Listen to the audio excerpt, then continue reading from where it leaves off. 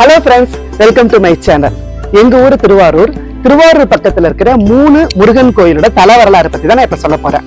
முத்தரச சோழன் அப்படிங்கிற சோழன் காலத்துல வாழ்ந்தவர் தான் சில்ப முனிவர். இவரு எங்க ஊர்ல இருந்து ஒரு 15 கிலோமீட்டர் தூரத்துல இருக்கிற சிக்கலுக்கு பக்கத்துல பொறவாச்சேரி முருகன் கோயில். பொறவாச்சேரி முருகன் கோயில் இருக்கிற முருகன் சிலையை வடிச்சவர் சில்ப முனிவர்.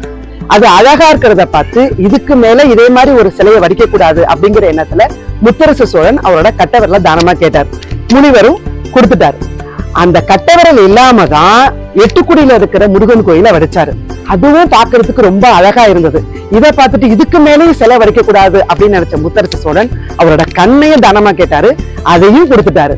அதுக்கப்புறம் ஒரு சிறுமியோட உதவியோட என்கண் கோயில இருக்கிற முருகன் சிலையை வடிச்சாரு சில்ப முனிவர். சோ இதை பார்த்த முருகன் அவருக்கு திரும்பவும் கண்ணையும் கட்டவரலையும் திரும்ப கொடுத்துட்டாரு.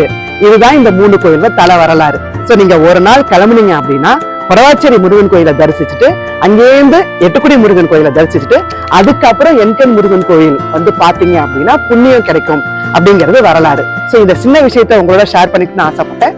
தேங்க்யூ.